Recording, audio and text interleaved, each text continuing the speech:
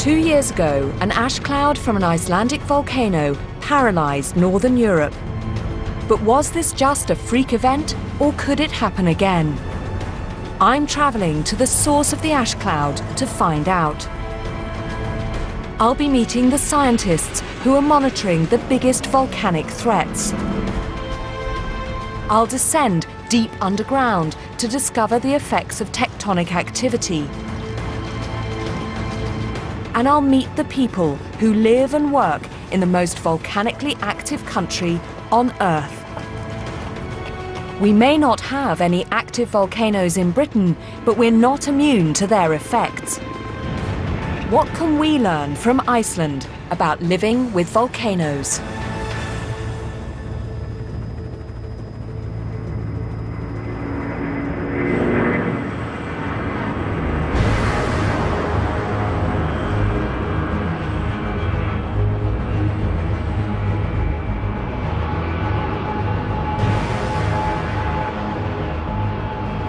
Britain, we tend to think of large-scale natural disasters as something that happen in other countries less safe and benign than ours.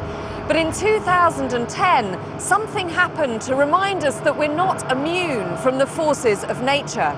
A volcano erupted over 1,000 miles away in Iceland, but in a matter of hours it brought our modern, high-tech world to a juddering halt.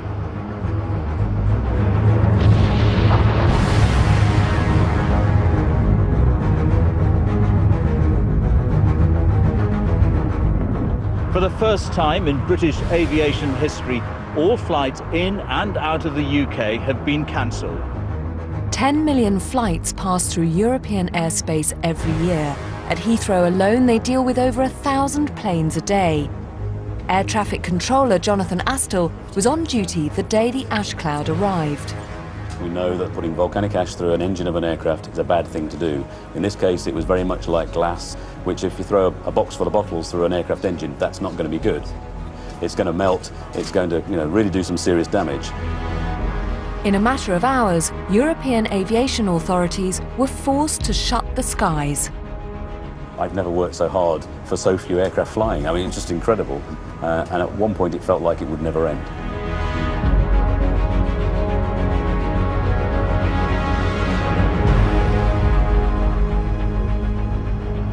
All Icelandic eruptions bring Europe to a standstill. So what was it that made this one so disruptive? And most importantly, could it happen again? To find out, I'm heading for the country where all this began.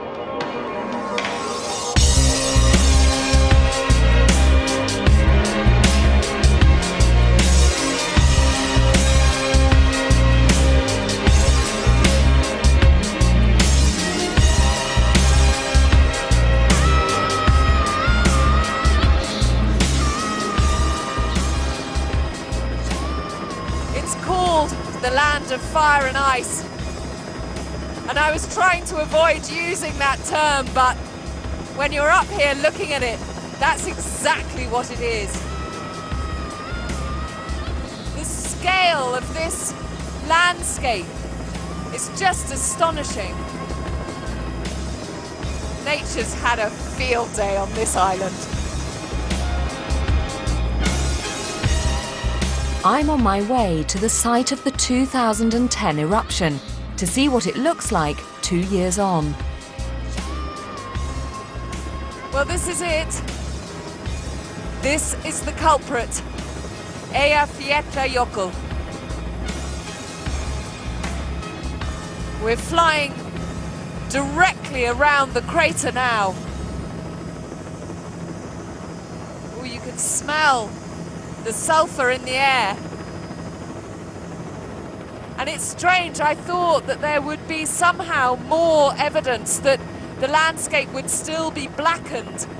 I mean, there was tons and tons, untold amounts of ash that poured out of this crater. And yet now there's so little sign of it up here. And it looks so benign and so beautiful now. A great, shining, pure, white glacier. It's just an incredible sight.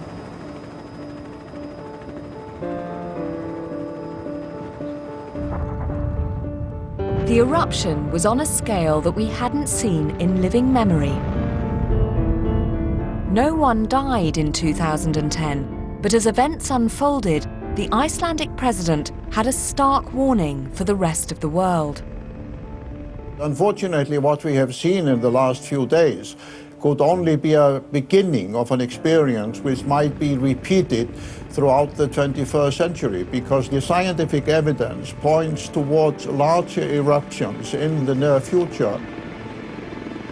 So I think we should, all of us throughout Europe and the world, start planning in a calm and rational way for that eventuality.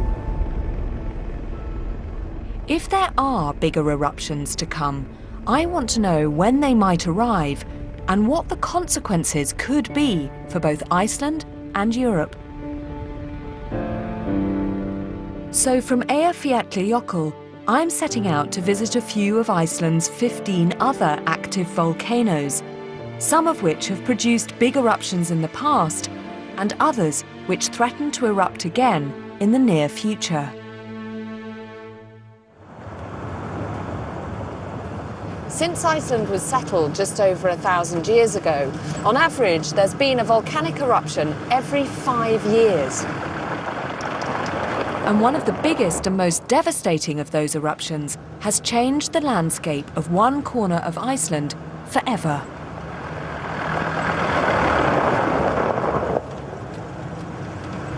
I think this is the strangest, most otherworldly landscape I've ever seen. It's just great, chaotic lumps and piles of rock covered in this thick, khaki grey moss. It's just weird. It's almost as if some giant crumbled up pieces of cake all over the plains and they've gone mouldy.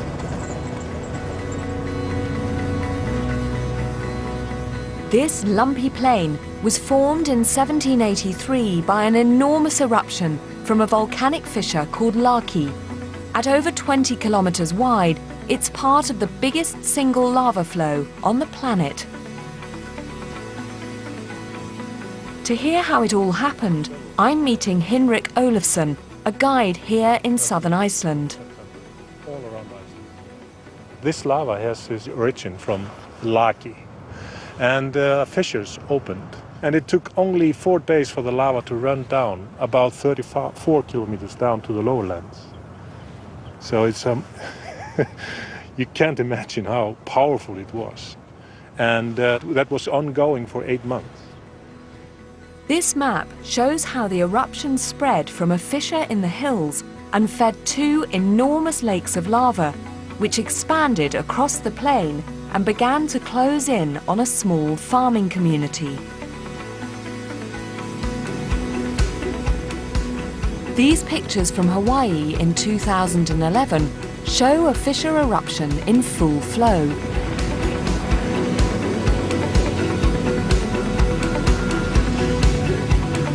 The lava fountains that burst from this short fissure were up to 50 meters high. It gives some idea of what the eruption in Iceland must have looked like. Although in 1783, the fissure was 25 kilometers long, and the fountains of lava were 500 meters high, as tall as skyscrapers. Lava from the fissure spread over a vast area, as far as the eye can see.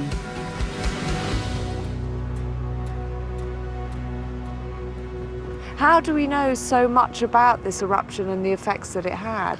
Yeah, there was a pastor here in this area. His name was Jón Steingrímsson, and he wrote some description about this eruption, both from the geological side and also from the human side. The pastor described the scene as the lava poured out and made its way towards his village on the coast. My companions and I walked towards the fissure. There, a flood of fire flowed with the speed of a great river, swollen from meltwater on a spring day. In the middle of this fiery river, great cliffs and slabs of rock were swept along, tumbling about like large whales swimming, red hot and glowing. As the lava flow advanced towards their homes, the pastor gathered his congregation and gave what has become a famous sermon, known in Iceland as the Fire Mass. He inspired the villagers to face up to their situation without fear.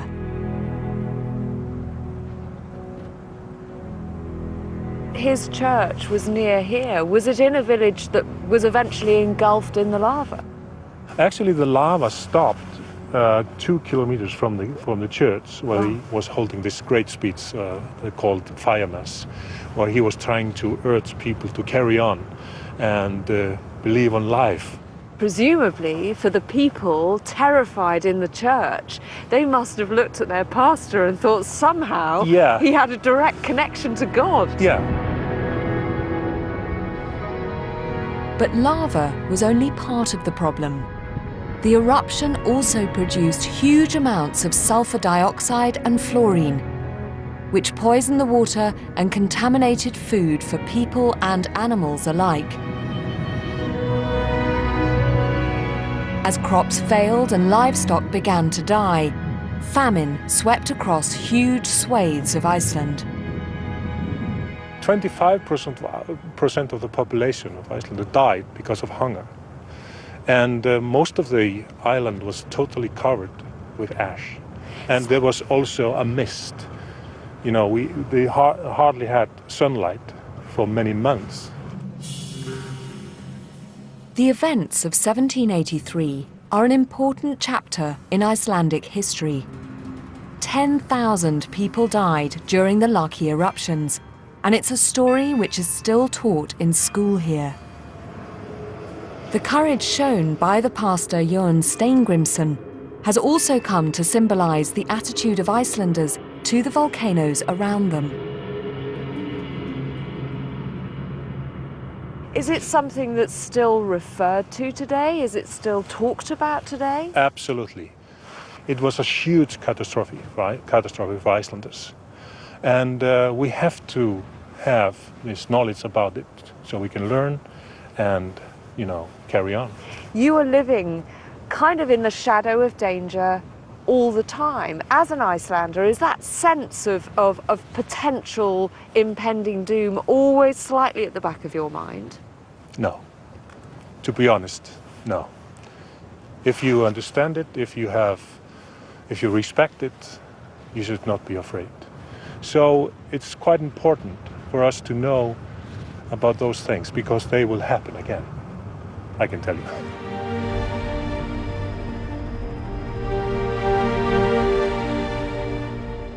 In 2010, it was a cloud of volcanic ash that made its way to Europe.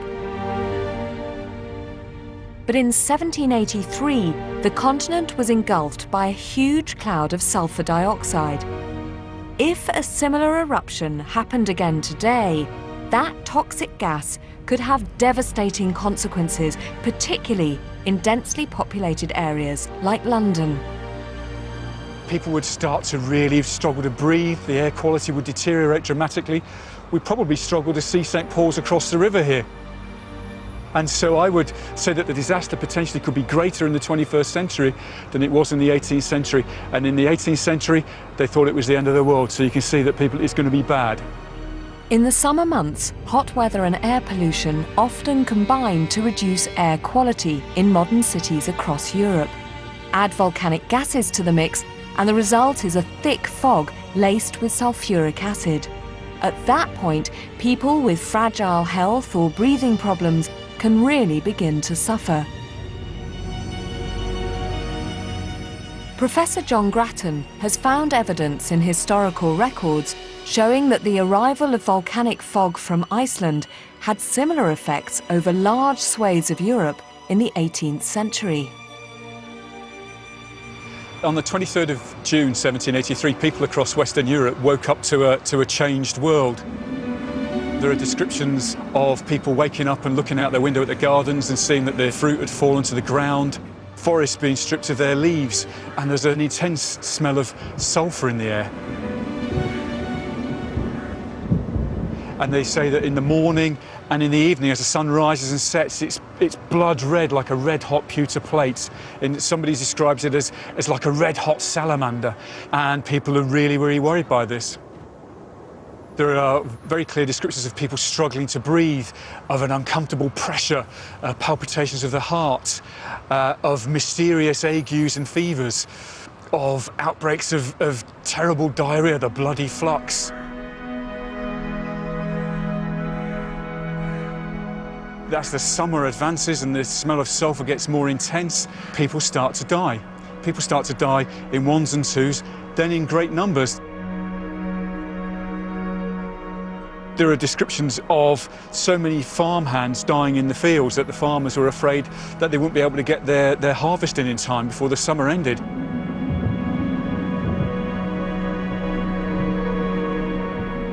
Within the parishes we've looked at in England, we're looking at about 30,000 extra deaths, a doubling of the death rate, and it certainly seems to be higher than that in France. The research so far suggests about 250,000, so we're getting up towards 300,000, that we can be certain of, and nothing like that's ever been seen before, or frankly since. It's quite natural at this time to invoke God. There are sermons which tell people that we think this is the end of the world, boys and girls, and you better start to take note of your soul. This is Armageddon, and you better take note of it.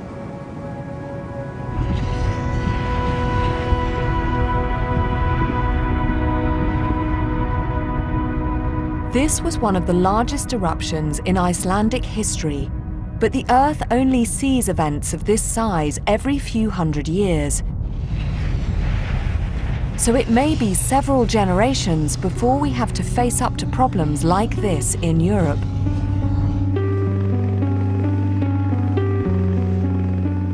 The colossal volcanic scar from the Laki eruption now stands as a monument to the lives that were lost.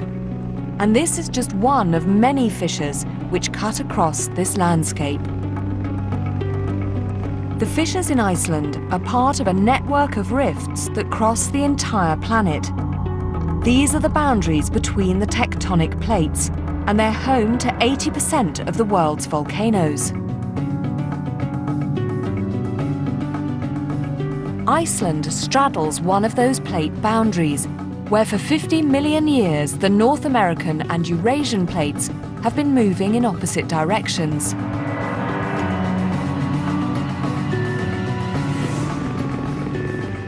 The results of this violent tug-of-war are clearly visible in the landscape.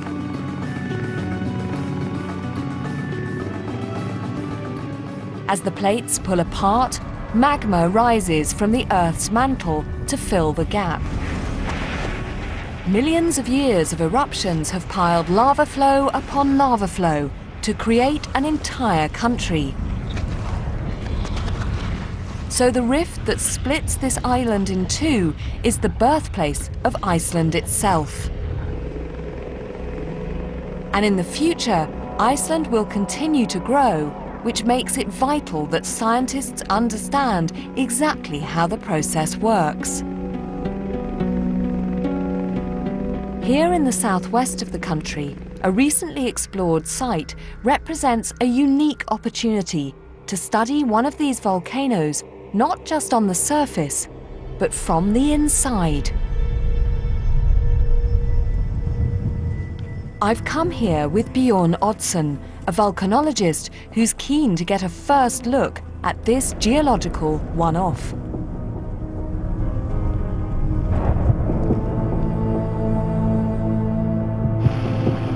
We're joining a team of mountaineers who are making final preparations for our extraordinary descent. A real-life journey to the center of the Earth. They've rigged up a mechanical lift, which will lower us directly into what was once the fiery mouth of this volcanic vent. I, for one, am slightly apprehensive.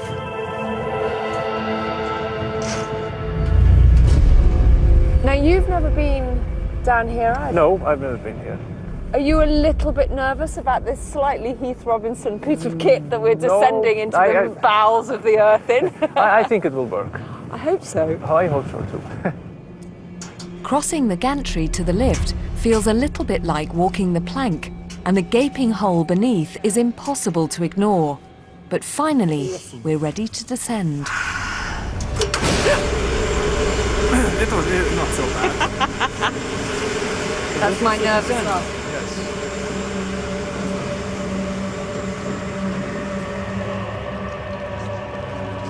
Okay, we're getting into a very narrow bit here. It's a strange feeling being slowly swallowed up by the mouth of a volcano. It's a very kind of organic feeling space, this, isn't it? Yes. It feels almost alive, the kind of shapes of the rock. It's just like it happened yesterday. Yeah. And what's amazing, just looking at the walls, Yes. is you can kind of see the bits of magma kind of left on the side of the chamber.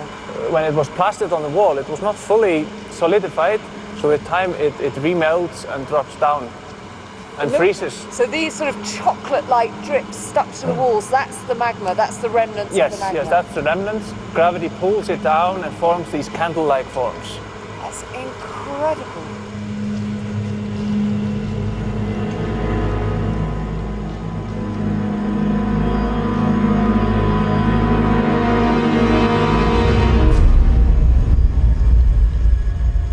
As we descend further, the throat of the volcano begins to widen out. We're lowered into a vast open chamber.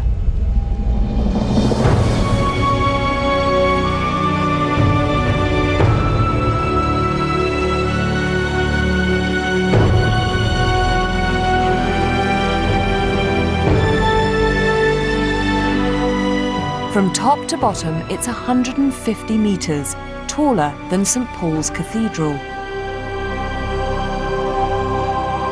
We're now deep inside the body of this volcano, in a space that would once have flowed with liquid magma.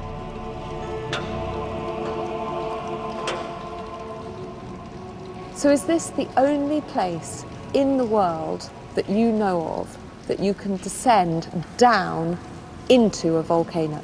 Yes, as I know. And this is very special because all the magma has drained away from here to the surface.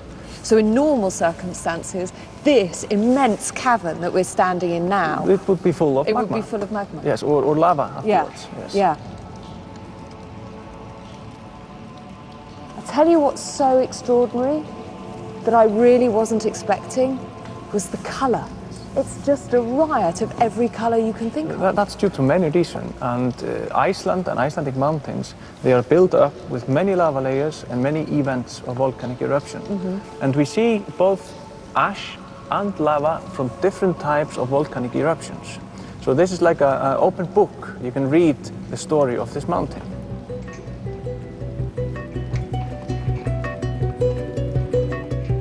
In the damp air of the cave, chemical reactions have changed the colour of the rocks, like the rust on a piece of iron.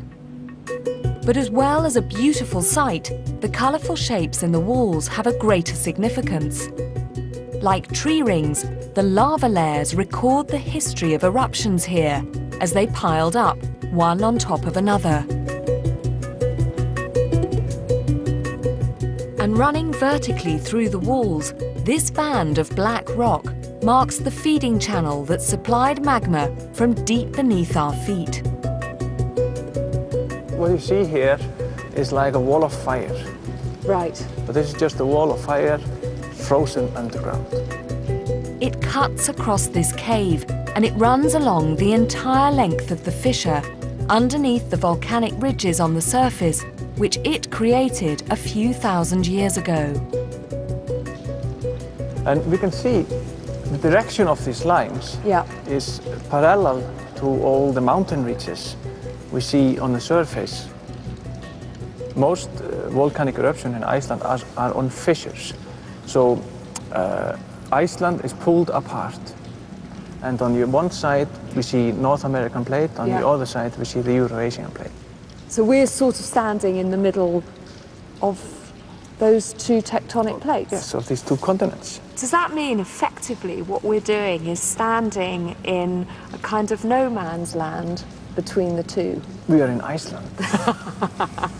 Good answer.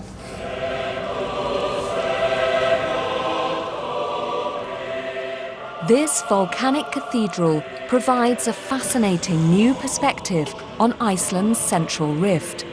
And research here should help scientists like Bjorn to understand better how the opening of that rift controls Iceland's volcanic activity. The last eruption on this part of the rift was 3,000 years ago. But other parts of the rift have opened up much more recently, as the inhabitants of an island just off the south coast of Iceland can testify.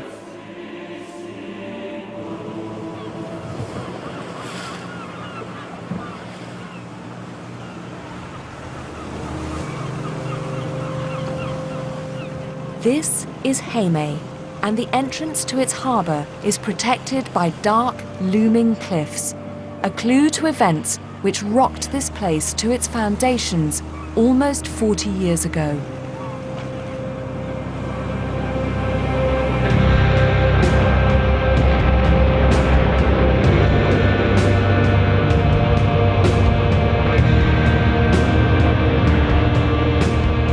Does this volcano come as a complete surprise to you, or did you have any warning? There was no warning whatsoever until 10 o'clock yesterday evening. Which was the earthquake? Yeah. Yes.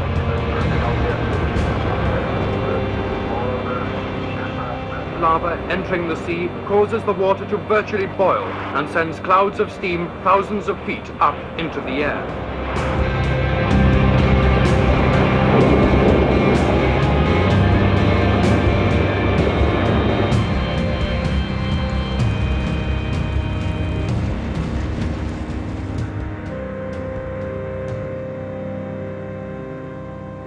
On the morning of January the 23rd, 1973, a fissure a mile long opened up and split this part of the island in two. Great fiery fountains of lava lit up the night sky, alerting the people in this town that they had to escape, and quickly.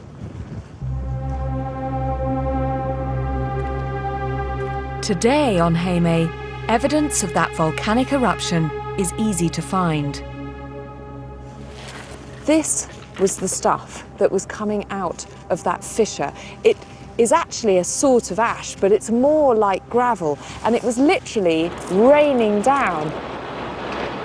But of course, it wasn't cool, inert stuff like this. It was at about 1,000 degrees Celsius, and this wasn't all that was coming out of that fissure. There were enormous lumps of lava like this. This is called a lava bomb, and these were being thrown out, great molten lumps of rock that came thudding into the ground. So to be here when that happened must have felt like being in a living hell. To the 5,000 inhabitants of this tiny island, it felt like the end. The volcano threatened to engulf everything, and although it was a heart-wrenching decision, they knew immediately that they had to leave. It was pure luck that the night the volcano erupted, the harbour was full of fishing boats. And on a normal night, all the men and all the boats would have been out at sea. But there'd been a huge storm the night before that had kept men and boats at home. So when the volcano erupted, suddenly there was a means of escape from what must have seemed at the time an inescapable fate. Most of the population was evacuated to the mainland by boat, but Heimaey's natural harbour makes it the most profitable fishing port in the whole of Iceland, and no one was willing to abandon this place for good. Determined to preserve their way of life, about 100 men stayed behind to try and save as many homes as they could. At first, they concentrated on clearing ash, hoping to stop roofs collapsing. But the ash kept falling, and many houses were soon completely buried. Where a whole neighborhood once thrived, just a single chimney now emerges from the ash.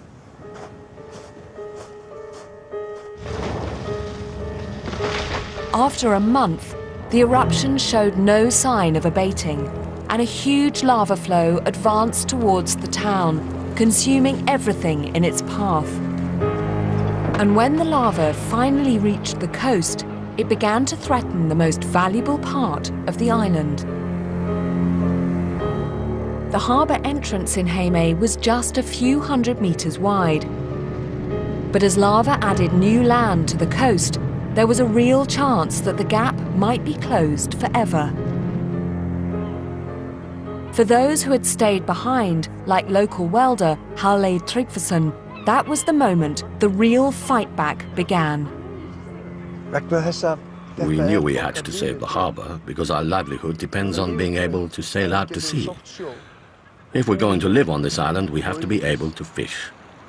Our town and way of life wouldn't last long without the fishing industry. That's just the way it is. It seemed impossible that anything could be done to save the harbour. But something that had happened 10 years earlier provided a glimmer of hope.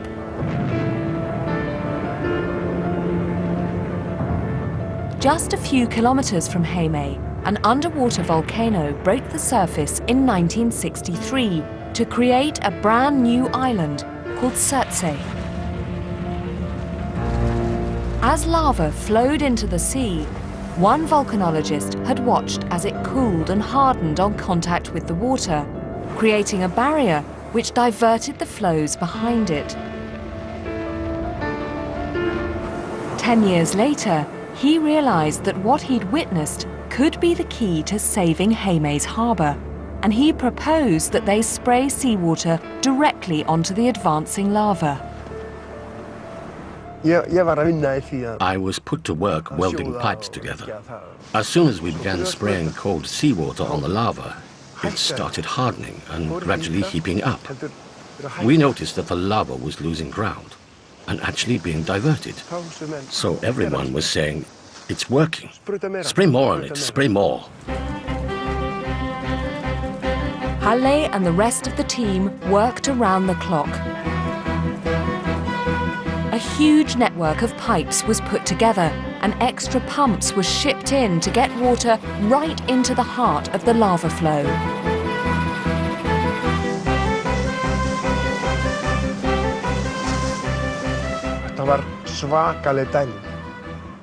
An unbelievable amount of seawater was sprayed onto the lava to try and stop its advance. Huge amounts, constantly. I have no idea how much, but it would be fun to know. Incredibly, cooled by the water, a huge barrier of solidified lava was built up alongside the harbour. This new wall of rock stopped the lava flow 200 metres short of the cliffs on the far side. Today, that gap remains, and access to the harbour has been preserved. By taking on the volcano, the people of Heimaey had maintained their livelihood. And to this day, they continue to harvest the rich fishing grounds of the Northern Atlantic. It must have been a really fantastic feeling that somehow, against all odds, you were doing it. A volcano isn't exactly an ordinary kind of adversary, not at all. So it was amazing to see our plan actually working. It's incredible that we were able to stop the lava and save our town as well as our harbour. It was miraculous. It just worked. By standing up to the eruption, the people of Heimaey had shown a typically Icelandic resilience to the volcanoes around them. As Iceland's Prime Minister told me, the people of all of Iceland live with fire beneath their feet. It was a life-changing event for the population of this island. But as with the vast majority of Icelandic eruptions, only a small area was affected. When Eyjafjallajökull erupted in 2010, the effects extended way beyond southern Iceland. So what is it about this volcano that made it capable of causing an international incident? To find out, I'm heading to the summit using specially adapted jeeps to cross the glacial ice. Why is it necessary to have such big tyres? Is it just to make you feel a bit more macho? A little bit like that, yeah. No.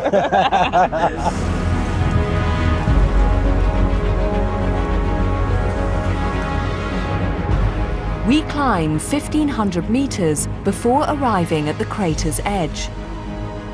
Again, I've joined Bjorn Oddsson, who's part of the team that's made a surprising discovery about the 2010 eruption. We've come as close to the edge of Eyjafjallajökull's main crater as we dare. Beyond here, the walls of this new gash in the ice are extremely unstable, tumbling down to the steaming vent below.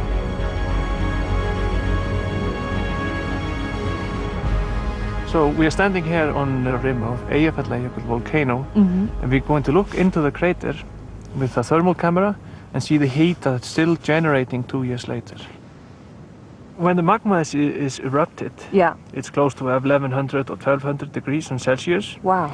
And with time it cools down, and I would guess that just below the surface it's around boiling point.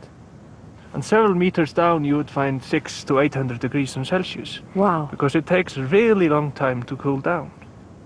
Does that mean that the volcano is still sort of in eruption mode, if you like? Could it still go any minute? It still can go any minute. But it'll probably be like this for many years, and the core beneath will be warm. Even though we're 1,500 meters up and it's freezing? Yes, even though. I think the abiding memory that everybody has of this eruption were those vast towering ash clouds that then got dispersed not just across Iceland but all the way to northern Europe. Why ash? Why did this volcano generate so much ash? That's due to the volcanic happening under ice. So it produced a lot of meltwater, and the interaction between the lava and ice breaks up all the lava and forms ash, which is transported into ash plumes and dispersed in the atmosphere. Meltwater in the summit crater interacts with the lava emerging from the vent. The resulting steam explosions rip the magma into tiny fragments, better known as ash.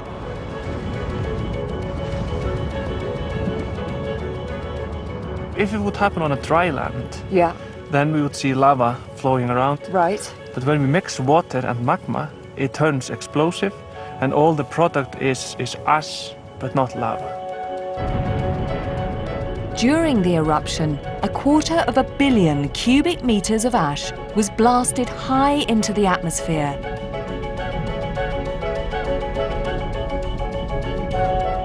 Long-lasting high pressure over the Atlantic created strong northerly winds which carried the ash towards continental Europe. In many eruptions, the supply of magma runs out after a couple of days. But not here. In 2010, Eyjafjallajökull continued to pump out ash for over a month. What was it that made this eruption go on so long? Was it something particular about this volcano?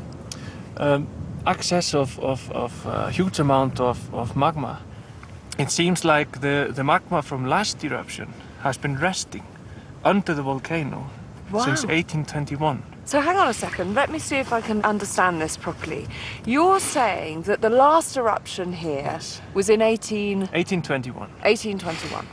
And the magma came up, as we expect, up the sort of chimney, if you like, up to the crater, but some of it got sort of stuck on the way, went down a kind of little channel or a little tunnel and just sat there. Yes. And then, 2010, you have another great boiling up of your kind of original magma, if you like, at the bottom of the chamber. That starts to travel up.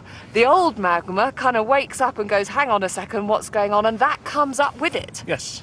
Well, scientists are quite clever, aren't you? There it is.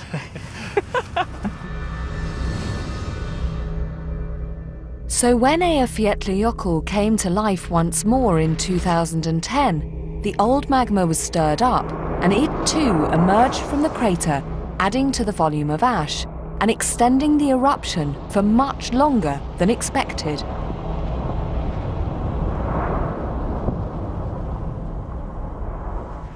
Is this our picnic? This is our picnic. So, during the eruption, all this area was covered by ash. So this would have been black? All black, several meters. Right. But it's 2 years in, so we had 2 years of winter snow. Yeah. So maybe 10, 15 meters of snow on top of it, so we don't see any ash here right now. The ash might all be buried now, but Bjorn has brought a sample with him to explain what it tells us about the eruption. This is the very ash that came out of this volcano in 2010. Yes. Wow. And in the beginning, yeah, it was these fine-grained ash. So you can feel it in your fingers. It's a little bit muddy. Yeah, yeah. And this is the fine grain that gets the highest in the atmosphere and is carried most way from the volcano. So this would have been the stuff that caused all the disruption in Europe? Yes. Right. And with time it got more coarse-grained. Right. The eruption. So it changes with time. Yeah. And this, as here we see, it's more like sand. It doesn't stick together. Oh, it is. It's completely different. It's much grittier, isn't it? And this is affecting the local more than the finer one. Because this would have been too heavy. Yes. To have been blown all around. that way.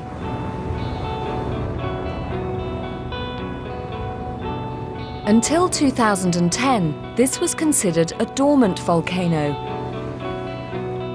and people had been living and working in its shadow for generations.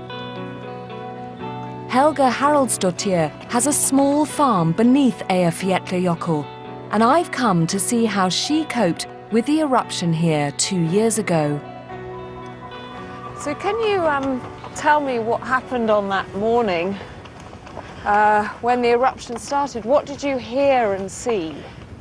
We just saw this big gushes of ash coming up and going east over the mountains. So it was at that point it was going away from you? Yes, it was going away. And we immediately started to prepare, trying to tighten all the houses, getting animals inside, and prepare for it.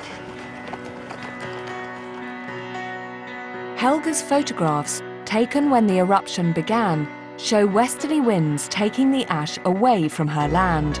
But after just 2 days, the winds swung around to bring the ash cloud straight towards her farm.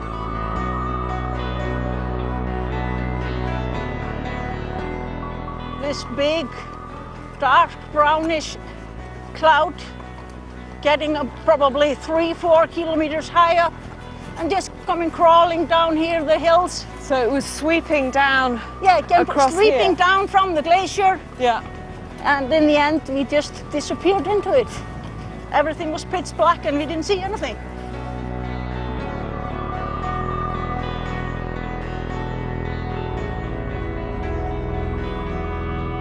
Even though you understood what it was, it must still have been quite frightening. Yes, it was. You really don't know what to expect. Yeah.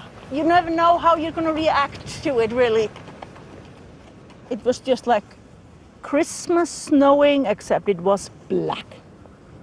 It was not that heavy, but it was like a fine sand, got into your eyes, into your mouth. I mean, it sounds perhaps a rude question, but did you not think that buying a farm sort of right underneath a volcano was possibly unwise? No, I don't think so. I don't think anybody considered Eyjafjallajökull as an active volcano. Really? It hadn't erupted for 200 years, and we So didn't really think it would go off. Wasn't your first reaction just to run away? I mean, what did you do? No, my first reaction was, get all the horses inside. We were getting everything inside, and well, it was that close. We were putting the last horse ass inside the door when heaven falls upon us. Was it covered in ash? It was absolutely pitch black, everything. It was from 5 centimeters thick, and then as it went closer to the volcano, it just got thicker and thicker. Helga and her family, along with the other local farmers, were evacuated. They could only visit once a day to feed their animals and had to wear masks to keep out the ash. The eruption had come at the worst possible moment because April here is the start of the lambing season. It's a part of the year that can be stressful at the best of times. But for Helga in 2010, it was a nightmare. Even with the animals inside, the thick ash cloud still crept in through windows and doors. Did you notice any adverse health effects from this ash on you or indeed your animals? I couldn't see any on the adult animals, but we lost the first 6 or 7 lambs. Wow. So I think it was just the amount of ash in the air was too much for them. But I always slaughter some lambs in the autumn, and I noticed they had black spots in the lungs. Some tiny, another larger one. Then I killed one, a 2-year-old, and she had brownish stripes in her lungs, as big as the thickest of my finger. Wow. Just going through the lungs. Are you worried that, you know, given the state of your sheep's lungs, that your lungs might not be so great either? Yeah, I think I got some ash down there, but... You're coping? Yeah, I can then use it as an excuse when I can't run anymore.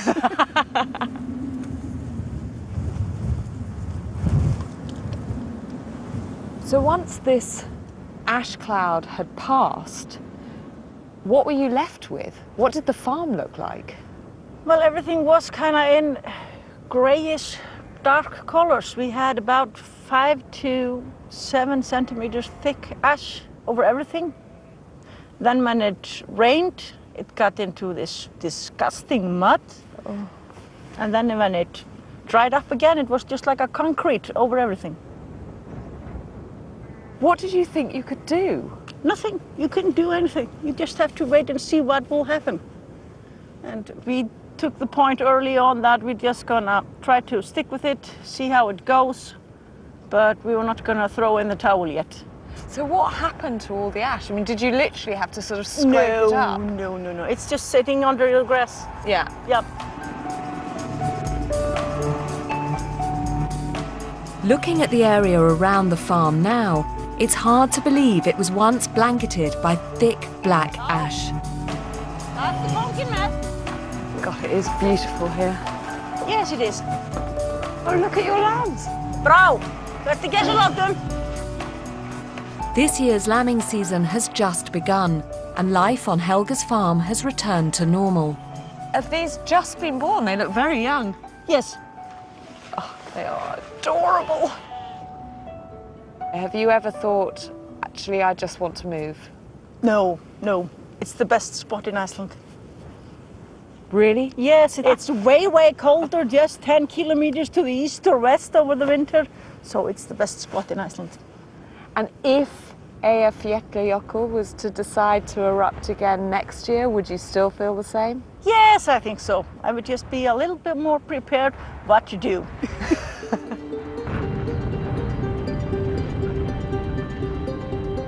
The people of Iceland have had to live with volcanic eruptions since the country was settled in the 9th century. Since then, there's been a pattern, a peak in the level of activity, which comes every 140 years. Scientists believe that the next peak could come as soon as 2030. But events over the last couple of years suggest that things might have already begun to pick up. In March 2010, there was a spectacular lava eruption just a few kilometers from Eyjafjallajökull. In May 2011, another explosive eruption happened at a volcano called Grímsvötn. And later the same year, there was a burst of geothermal activity beneath the glacier at Katla, one of Iceland's biggest volcanoes. Now that geothermal activity heated up the ice and caused a flood of water to come pouring off the volcano and down this river valley, taking out the bridge and causing mass devastation as it made its way to the sea.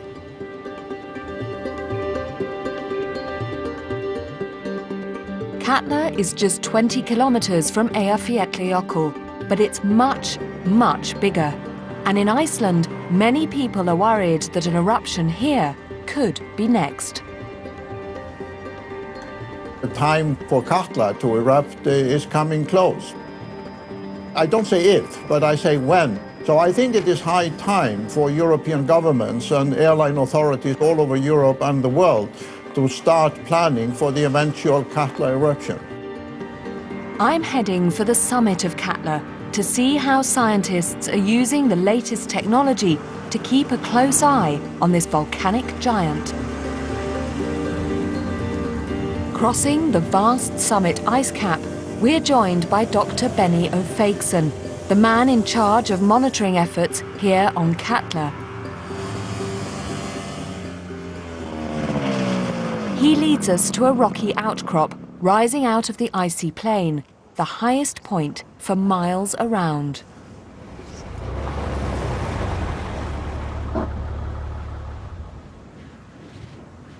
We are actually at the edge of the caldera rim. Right. The caldera is a depression that is formed when a magma chamber is emptied. So what we're looking at here is snow and ice covering that kind of classic volcano crater. And the caldera stretches in which direction? If you look around here, we see the edge of the caldera rim. So all the high points? The high points here are at the edge of the caldera rim, all the way around. So, I mean, it's absolutely enormous. It's enormous. It's about 10 kilometers diameter. And how thick is the ice on top of it? About 750 meters. Wow. Calderas mark the top of the very biggest volcanoes in the world. And they're formed by what are known as super eruptions.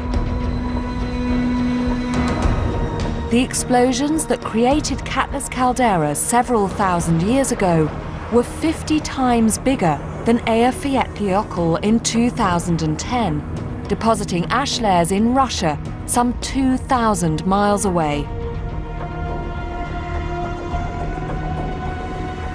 Fortunately, not every eruption here is quite that big, but Katla has seen plenty of activity in the last few hundred years. So how active is this volcano? Well, it has been erupting roughly once or twice every century. Okay, so the last time it had a great eruption? It was in 1918. It was about, well, 3 times bigger than the Eyjafjallajökull eruption. In 1918, there was a huge ash eruption at Katla, which also unleashed a torrent of meltwater, many times larger than the flood last year. It ripped huge chunks from the glacier and carried them like icebergs towards the coast. That is almost a century ago. Yes. So does that mean it's kind of overdue? Well, I mean, no, I wouldn't say that. I mean, volcanoes aren't overdue. They change patterns on a regular basis, or irregular basis actually. And they are irregular and complex things. It might erupt in 10 years, it might erupt in 50 years, it might erupt in a few weeks. Okay, should we get this job done then?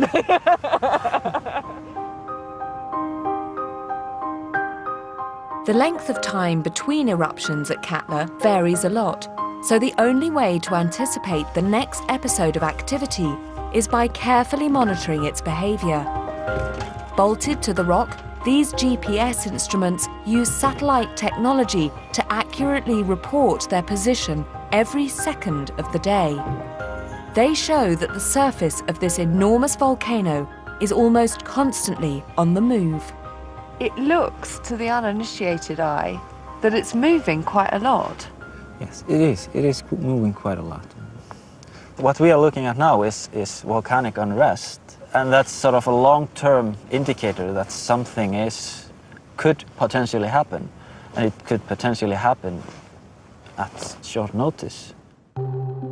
This shifting of the ground is often seen at active volcanoes, but it doesn't necessarily mean an eruption is on the way.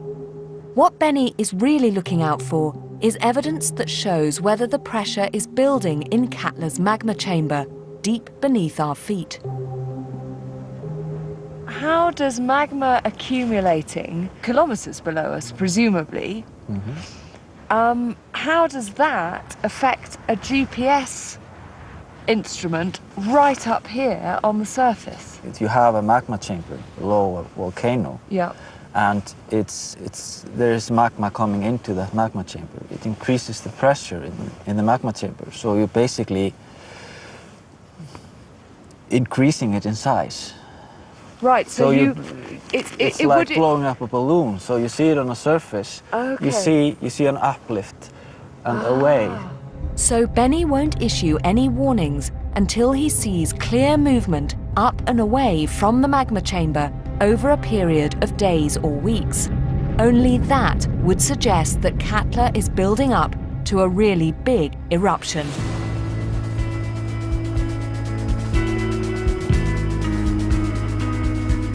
When Katla does erupt again, the consequences could be a lot more serious than the ash cloud that reached us 2 years ago.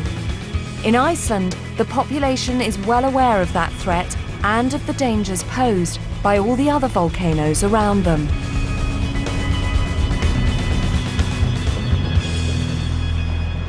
I've now met a whole series of locals, scientists that are involved in how eruptions work and monitoring the volcanoes, and then just the regular people who live alongside them and with the consequences of them. And there's a sense of acceptance, but not resignation. It's very different. And a sense of this is just who we are and where we are, and it's very much part of us. There's a lot we can take from the Icelandic attitude to the volcanoes in their midst. We can't stop volcanic eruptions happening, but we can learn from them, and it's a lesson we should take seriously. Because there is no doubt that Iceland's volcanoes will erupt again. It's just a matter of when.